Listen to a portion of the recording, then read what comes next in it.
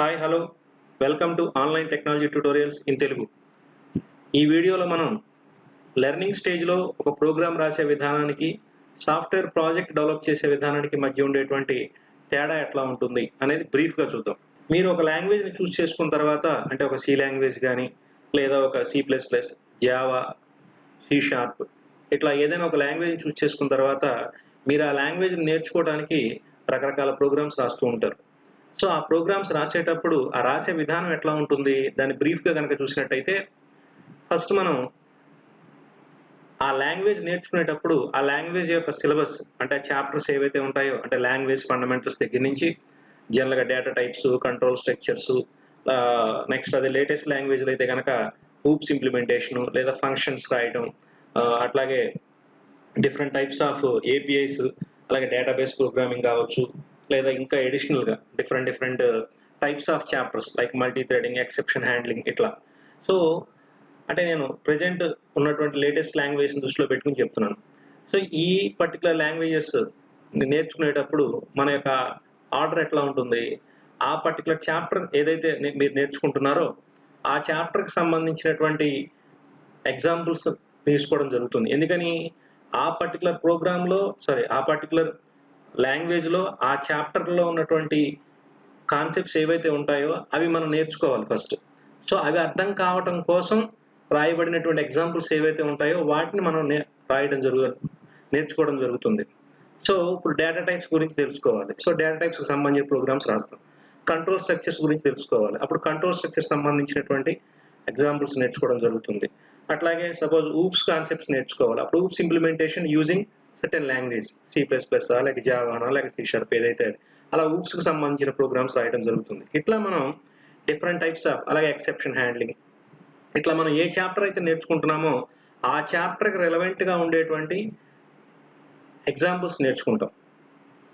So ఇప్పుడు ఒక example తీసుకున్నప్పుడు ఆ ఎగ్జాంపుల్లో ఉన్నటువంటి ప్రాబ్లము దానికి ఆ ప్రాబ్లం సాల్వ్ చేయడానికి స్టెప్స్ ఏంటి, ఆ స్టెప్స్ని ఆ లాంగ్వేజ్ ఉపయోగించి ఎలా రాయాలి అనేటువంటిది ఫస్ట్ పార్ట్. తర్వాత ఏం చేస్తారు మీరు ఆ లాంగ్వేజ్ని ఉపయోగించి ఆ ప్రోగ్రామ్ రాయాలనుకున్నప్పుడు మనకి టైప్ చేయడానికి ఏదైనా ఒక ఎడిటర్ కావాలి. సో ఇక్కడ డిపెండింగ్ అపాన్ ద లాంగ్వేజ్ని మీరు సెలెక్ట్ చేసుకున్న లాంగ్వేజ్ని బట్టి ఏదైనా ఒక ఎడిటర్ ఉపయోగించి మనం ఆ ప్రోగ్రామ్ రాయడం జరుగుతుంది. రాసిన తర్వాత దాన్ని కంపైల్ చేస్తాం. సేవ్ చేసి మనం కంపైల్ చేసుకోవడం జరుగుతుంది. కంపైల్ చేసినప్పుడు కొన్ని ఎర్రర్స్ వచ్చే అవకాశం ఉంది. వాటిని కంపైల్ ఎర్రర్స్ అంటారు. సో కంపైల్ టైమ్ ఎర్రర్స్ లేదా సింటాక్స్ ఎర్రర్స్ అని కూడా అంటారు. సో అంటే ఇక్కడ మళ్ళీ మనం కంపైలేషన్ అంటే ఏంటో కూడా తెలుసుకోవాలి. సో దీని గురించి డీటెయిల్డ్గా మీకు డిఫరెంట్ టైప్స్ ఆఫ్ లాంగ్వేజెస్ మీద ఒక వీడియో ఉంది, అందులో క్లియర్గా చెప్తాను. సో ఇక్కడ ఆ లాంగ్వేజ్ రాసినటువంటి ప్రోగ్రామ్ కంపైల్ చేసినప్పుడు మనకు వచ్చేటువంటి ఎర్రర్స్ ఏవైతే ఉంటే వాటిని కరెక్ట్ చేయాలంటే ఏం చేయాలి, కోడింగ్లోనే జరిగిన మిస్టేక్స్ వల్ల వచ్చేటువంటి ఎర్రర్స్ అవి. సో కాబట్టి కోడింగ్లో రాసినటువంటి ప్రోగ్రాంలో కరెక్షన్స్ చేసి ఎడిట్ చేసి కరెక్ట్ చేసి మళ్ళీ సేవ్ చేసి కంపైల్ చేయాలి. సో ఇట్లా కంపైల్ టైమ్ ఎర్రర్స్ అన్నీ కూడా పూర్తిగా పోయేంత వరకు మనం ప్రోగ్రామ్ని అలా ఎడిట్ చేస్తూనే ఉండాలి. So once compile time errors అన్నీ కూడా క్లియర్ అయిన తర్వాత మనం ఆ ప్రోగ్రామ్ ఎగ్జిక్యూట్ చేయాలి. సో ఎగ్జిక్యూట్ చేయడం అంటే రన్ చేయడం. రన్ చేసినప్పుడు ఏమవుతుంది, the program gives output. So మీరు రాసినటువంటి ఎగ్జాంపుల్ని బట్టి ప్రోగ్రామ్ ఇన్పుట్ తీసుకోవచ్చు, అవుట్పుట్ కూడా ఇవ్వచ్చు. సో ఇట్లా మనకేమవుతుంది, ఇన్పుట్, ప్రాసెస్, అవుట్పుట్ అనేటువంటి 3 బేసిక్ స్టెప్స్. సో ఇప్పుడు అవుట్పుట్ ఏదైతే ఉందో ఆ అవుట్పుట్ మనం అనలైజ్ చేసినప్పుడు అది కనుక మనం ఎక్స్పెక్ట్ చేసినటువంటి అవుట్పుట్ కాకపోతే అప్పుడు మనం ఏం చేయాలి, అది లాజికల్ ఎర్రర్ వచ్చిందని మనం అనుకుంటాం. అంటే ఒక సింపుల్గా చెప్పాలంటే సపోజ్ నేను ఒక మల్టిప్లికేషన్ టేబుల్ రాసినప్పుడు మల్టిప్లికేషన్ టేబుల్ ప్రింట్ చేయడానికి నేను ఒక ప్రోగ్రామ్ రాశాను అనుకోండి. అప్పుడు ఆ మల్టిప్లికేషన్ టేబుల్ నేను 5th టేబుల్ ప్రింట్ చేయమని ఇన్పుట్ ఇస్తే అది 4th టేబుల్ ప్రింట్ చేస్తుంది అనుకోండి for example. Then there is a logical mistake. అంటే I'm expecting 5th table but I'm getting other than the 5th table. Suppose లేదా ఇంకో విధంగా కూడా అనుకోవచ్చు. ఫర్ ఎగ్జాంపుల్ నేను I'm expecting the 5th table from 1 to 20 but it is printing 1 to 10. So ఎక్కడో some mistake జరిగింది, logical mistake జరిగింది. అంటే ప్రోగ్రామ్ ఎగ్జిక్యూట్ అవుతుంది కానీ అవుట్పుట్ అనేటువంటిది నేను ఎక్స్పెక్ట్ చేసినట్టుగా లేదు. దాన్ని మనం లాజికల్ ఎర్రర్ అంటారు. సో కాబట్టి లాజికల్ ఎర్రర్ని మనం ఏం చేయాలి, మళ్ళీ అగైన్ రాసినటువంటి స్టెప్స్లో ఎక్కడో తేడా ఉంది, లేదా లోపల యూజ్ చేసిన ఫార్ములాలో కానీ ఎక్స్ప్రెషన్స్లో కానీ ఎక్కడైనా సరే, అంటే ఆ అల్గారిథంలో స్టెప్స్లో ఎక్కడో తప్పు వచ్చింది. సో ఆ తప్పుని మనం కరెక్ట్ చేసుకుని, రివ్యూ చేసి కరెక్ట్ చేసుకుని, మళ్ళీ అగైన్ సేవ్ చేసి, కంపైల్ చేసి, మళ్ళీ ఎగ్జిక్యూట్ చేయాలి. ఈ విధంగా ఎగ్జిక్యూట్ చేసినప్పుడు ఎప్పుడైతే మనం ఎక్స్పెక్ట్ చేసిన అవుట్పుట్ మనం చూస్తామో అప్పుడు ఆ ప్రోగ్రామ్ సక్సెస్ఫుల్గా మనం రాసినట్టు, అది కంప్లీట్ చేసినట్టు. ఇది జనరల్గా ఒక ప్రోగ్రామ్ రాసేటువంటి విధానం నేర్చుకునేటప్పుడు. అంటే ఒక లాంగ్వేజ్ని మనం నేర్చుకునేటప్పుడు లాంగ్వేజ్లో ఉండేటువంటి మనం నేర్చుకునేటువంటి చాప్టర్స్ని బట్టి ఎగ్జాంపుల్స్ సెలెక్ట్ చేసుకుని ఆ ఎగ్జాంపుల్స్ని మనం రాయటం జరుగుతుంది. సో ప్రోగ్రామ్ రాయటం, కంపైల్ చేయటం, సింటాక్స్ ఎర్రర్స్ వస్తే కరెక్ట్ చేసుకోవటం, తర్వాత ఎగ్జిక్యూట్ చేయటం, లాజికల్ ఎర్రర్స్ వస్తే కనుక మళ్ళీ అగైన్ కరెక్ట్ చేసుకుని సేవ్ చేసి ఎగ్జిక్యూట్ చేయడం. సో ఫైనల్గా మనకి మనం ఎక్స్పెక్ట్ చేసిన అవుట్పుట్ కనుక వచ్చినట్టయితే ప్రోగ్రామ్ అనేది మనం సక్సెస్ఫుల్గా రాసినట్టు. సో ఇది ఒక ప్రోగ్రామ్ నేర్చుకునేటప్పుడు, ఒక లాంగ్వేజ్ నేర్చుకునేటప్పుడు మనం ప్రోగ్రామ్ రాసేటువంటి విధానం జనరల్గా ఎట్లా ఉంటుంది. ఒక సాఫ్ట్వేర్ ప్రాజెక్ట్ని మనం డెవలప్ చేసేటప్పుడు మనం కన్సిడర్ చేయాల్సినటువంటి స్టెప్స్ ఎట్లా ఉంటాయి. సో ఇక్కడ సాఫ్ట్వేర్ ప్రాజెక్ట్ అనేటువంటిది 2 రకాలుగా ఉంటుంది. ఒకటి క్లయింట్ బేస్డ్ అప్లికేషన్స్ కావచ్చు, లేదా ఒక ప్రొడక్ట్గా డెవలప్ చేసేటువంటి అప్లికేషన్ కావచ్చు. క్లయింట్ బేస్డ్ అప్లికేషన్స్ అంటే మనకి రియల్ వరల్డ్లో నుంచి ఒక క్లయింట్ మన దగ్గరికి వచ్చి, అంటే ఒక కస్టమర్ మన దగ్గరికి వచ్చి, అంటే ఒక రెస్టారెంట్ ఓనర్ కావచ్చు, లేదా ఒక బ్యాంక్ కావచ్చు, లేదా ఒక యూనివర్సిటీ కావచ్చు, ఒక కాలేజ్ కావచ్చు, లేదా ఒక గవర్నమెంట్ డిపార్ట్మెంట్స్ కావచ్చు, రెవెన్యూ డిపార్ట్మెంట్ కావచ్చు, లేదా సమ్ ఇరిగేషన్ డిపార్ట్మెంట్ కావచ్చు, ఎనీ డిపార్ట్మెంట్. సో వాళ్ళు వచ్చి మనకు ఒక సాఫ్ట్వేర్ తయారు చేసి మనం అడిగినప్పుడు వాళ్ళ యొక్క పెర్ఫార్మెన్స్ ఇంప్రూవ్మెంట్ అవ్వడం కోసం, వాళ్ళ ఫంక్షనాలిటీస్ అన్ని ఇంప్రూవ్ అవ్వడం కోసం ఓకే ఒక సాఫ్ట్వేర్ తయారు చేసి మనం అడిగినప్పుడు మనం డెవలప్ చేసేటువంటి అప్లికేషన్ని క్లయింట్ బేస్డ్ సాఫ్ట్వేర్ అప్లికేషన్ అంటారు. అదే ఒక ప్రొడక్ట్ తయారు చేయాలనుకున్నప్పుడు ఇది ఒక పర్టికులర్ క్లయింట్ కోసం, ఒక కస్టమర్ కోసం కాదు. ఇది ఎట్లా ఉంటుందండి, అందరూ ఉపయోగించుకోవడానికి వీలుగా ఉండేటట్టుగా, అంటే ఒక కామన్ ఫంక్షనాలిటీ. సపోజ్ మనం అకౌంటెన్సీ అనేది తీసుకుంటే అన్ని కంపెనీస్లో కూడా అకౌంటెన్సీ ఉంటుంది. సో ఈ అకౌంటెన్సీ ప్రాసెస్ని ఆటోమేట్ చేసేటట్టుగా మనకి టాలీ అనేటువంటి ఒక ప్రొడక్ట్ తయారు చేశారు.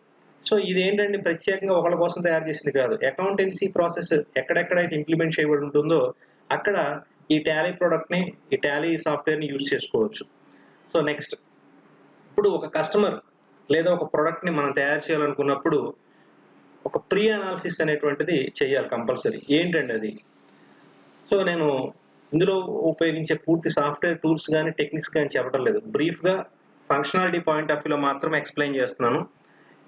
ఈ ప్రీ అనాలిసిస్లో మనం ఎప్పుడైనా సరే చూడాల్సింది ఏంటంటే, ఒక క్లయింట్ మన దగ్గరికి వచ్చినప్పుడు లేదా ఒక ప్రోడక్ట్ మనం డిజైన్ చేయాలనుకున్నప్పుడు ఆ పర్టికులర్ సాఫ్ట్వేర్ యూజ్ చేయటం వల్ల ఆ క్లయింట్ యొక్క ఫంక్షనాలిటీలో ఇంప్రూవ్మెంట్ వస్తుందా లేదా, పెర్ఫార్మెన్స్ ఇంప్రూవ్ అవుతుందా లేదా, తద్వారా ఆ పర్టికులర్ క్లయింట్కి బెనిఫిట్స్ ఉంటాయా ఉండవా అనేటువంటి చాలా ఇంపార్టెంట్.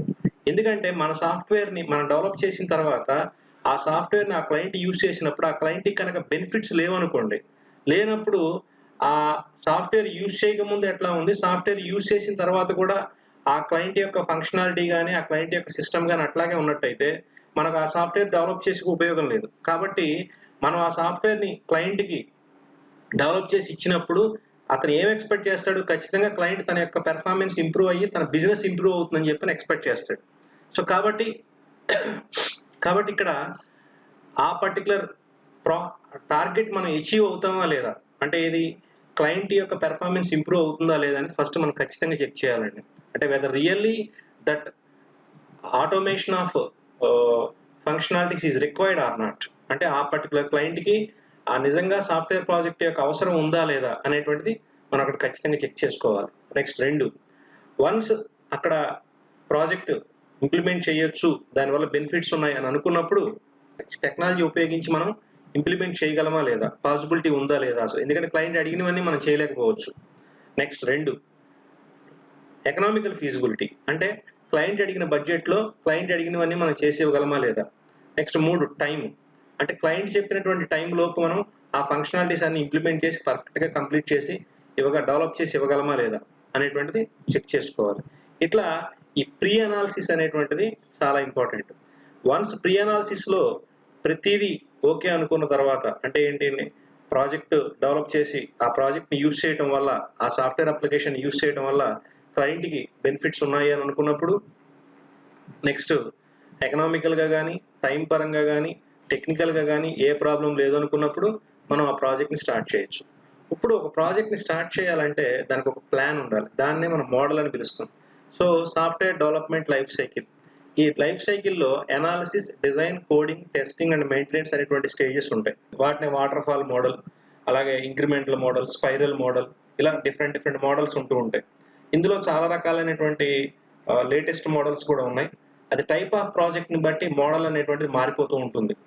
సో ఇప్పుడు మనం ఏదైనా సరే ఒక ప్లాన్ అనేటువంటిది ఎలా అయితే అవసరమో, మనం ఏ ప్రాజెక్ట్ చేయాలన్నా సరే, ఏ పని చేయాలన్నా ఒక ప్లాన్ అనేది ఎలా అవసరమో, మనం ఒక సాఫ్ట్వేర్ ప్రాజెక్ట్ని డెవలప్ చేయాలనుకున్నప్పుడు కూడా దాని మోడల్ అనేటువంటి చాలా important. Model is nothing but ఏంటంటే స్టెప్స్. ఏది ఎక్కడ మొదలు పెట్టాలి, ఎక్కడ దేంతో ఎండ్ చేయాలి, ఏది ఎలా చేయాలి, ఏది ముందు చేయాలి, ఏది తర్వాత చేయాలి, ఓకే అండి, దేంతో ఏం చేయాలి. సో ఇట్లా కొన్ని స్టెప్స్ ఉంటాయి.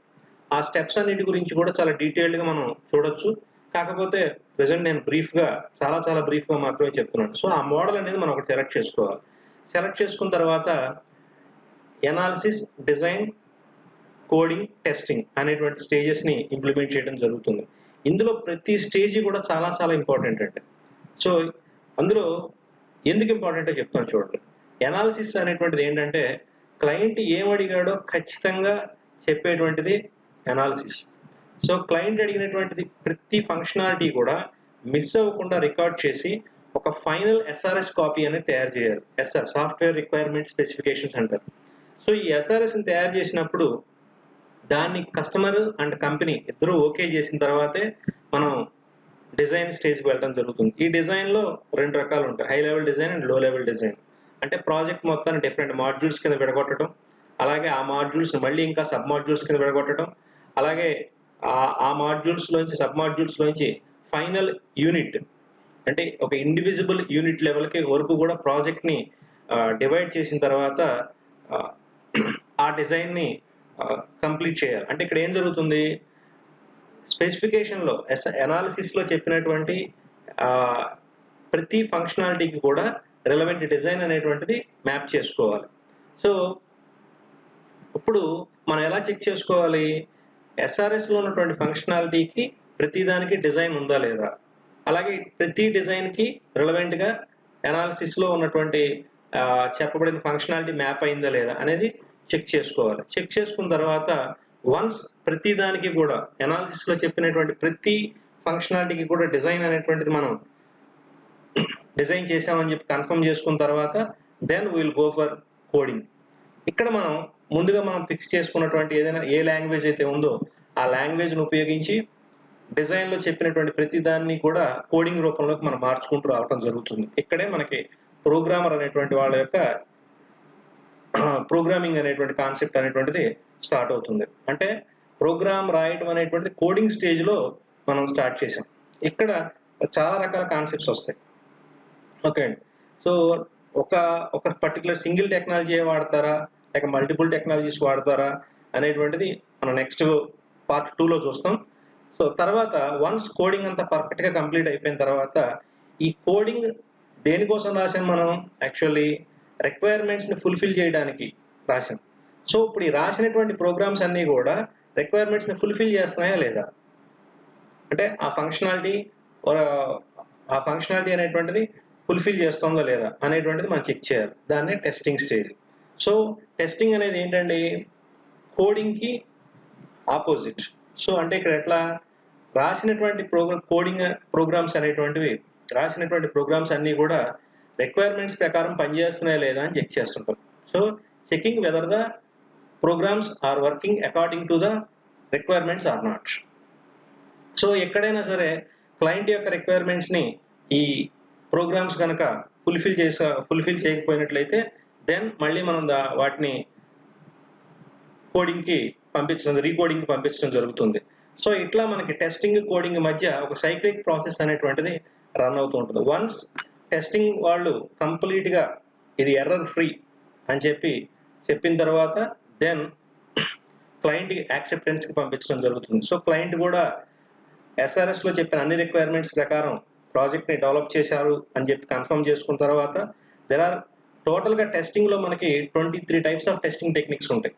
సో ఈ 23 టెస్టింగ్ టెక్నిక్స్లో ఫైనల్ యాక్సెప్టెన్స్ టెస్టింగ్ అనేటువంటిది, సిస్టమ్ టెస్టింగ్, ఇంటిగ్రేషన్ టెస్టింగ్, ఇట్లా different types of testing techniques ఉంటాయి. ఇవన్నీ కంప్లీట్ చేసి it will be deliver to the client. So once client దగ్గర డెలివరీ వెళ్ళిన తర్వాత ఆ క్లయింట్ దగ్గర ఉన్నటువంటి టీం వాళ్ళకి, కొంతమంది సెలెక్టెడ్ పీపుల్కి మన సాఫ్ట్వేర్ మీద ట్రైనింగ్ ఇవ్వడం జరుగుతుంది. ఈ ట్రైనింగ్ ఇచ్చిన తర్వాత వాళ్ళు దాన్ని యూజ్ చేయడం స్టార్ట్ చేస్తారు. వన్స్ యూజ్ చేయడం స్టార్ట్ చేసిన తర్వాత అది మెయింటెనెన్స్ పీరియడ్లోకి వెళ్ళడం జరుగుతుంది. సో మెయింటెనెన్స్ పీరియడ్లో మనం ఏం చేస్తాం, వాళ్ళకి ఏదైనా ఎర్రర్స్ కనుక వచ్చినట్లయితే వాళ్ళు యూజ్ చేసేటప్పుడు వాళ్ళకి సపోర్ట్ ఇవ్వడం కోసం అని చెప్పి ఒక టీంని మనం కంపెనీలో అలొకేట్ చేయడం జరుగుతుంది. కొంతమంది పర్సన్స్ని మనం అలొకేట్ చేయడం జరుగుతుంది. వాళ్ళ రెస్పాన్సిబిలిటీ ఏంటంటే there is a tech support like. So ఆ పర్టికులర్ కస్టమర్కి మనం డెవలప్ చేసి ఇచ్చినటువంటి సాఫ్ట్వేర్లో ఏదైనా ఎర్రర్స్ వచ్చినట్టయితే యూజ్ చేసేటప్పుడు వాళ్ళు దానికి సంబంధించినటువంటి గైడ్ లైన్స్ అనేటువంటిది ఇచ్చి ఆ ఎర్రర్స్ని సాల్వ్ చేయాలి. ఇది సాఫ్ట్వేర్ ప్రాజెక్ట్ డెవలప్మెంట్లో ఉండేటువంటి స్టెప్స్. హాయ్, మా యూట్యూబ్ ఛానల్ని సబ్స్క్రైబ్ చేయండి. తద్వారా మీకు ఈ స్క్రీన్ మీద కనబడుతున్నటువంటి అన్ని languages, Python, Java, PHP, C#, R language, అలాగే Go language, Angular, Node, React, ఇలా స్క్రీన్ మీద ఉన్నటువంటి మీకు డిస్ప్లేలో కనబడుతున్న అన్ని లాంగ్వేజెస్ మీద కూడా విత్ ప్రాజెక్ట్తో కూడినటువంటి ట్యుటోరియల్స్ తెలుగులో రాబోతున్నాయి. సో అవన్నీ కూడా మీరు అందుకోవడానికి వీలుగా మా ఛానల్ సబ్స్క్రైబ్ చేసి గంట సింబల్ని ప్రెస్ చేయండి. అలాగే మీ ఫీడ్బ్యాక్స్ని కూడా కామెంట్స్ రూపంలో మాకు ప్రొవైడ్ చేయండి. సో మేము మా వీడియోస్ని క్వాలిటేటివ్గా ప్రొవైడ్ చేయడానికి అవకాశం ఉంటుంది. హాయ్, ప్రజెంట్ మీరు చూస్తున్నటువంటి వీడియోకి సెకండ్ పార్ట్గా ప్రోగ్రామ్కి, సాఫ్ట్వేర్ ప్రాజెక్ట్కి మధ్య ఉండే డిఫరెన్సెస్ని వేరు క్రైటీరియాస్ని బేస్ చేసుకుని ఎక్స్ప్లెయిన్ చేయడం జరిగింది. దాన్ని కూడా చూడండి. అలాగే నెక్స్ట్ మా ప్రెజెంట్ ఉన్నటువంటి వీడియోస్లో కొన్ని బేసిక్ వీడియోస్ కూడా మేము ప్రొవైడ్ చేయడం జరిగింది. వాటిని కూడా మీరు చూసి మీ ఫీడ్బ్యాక్స్ని ప్రొవైడ్ చేయండి. Thank you.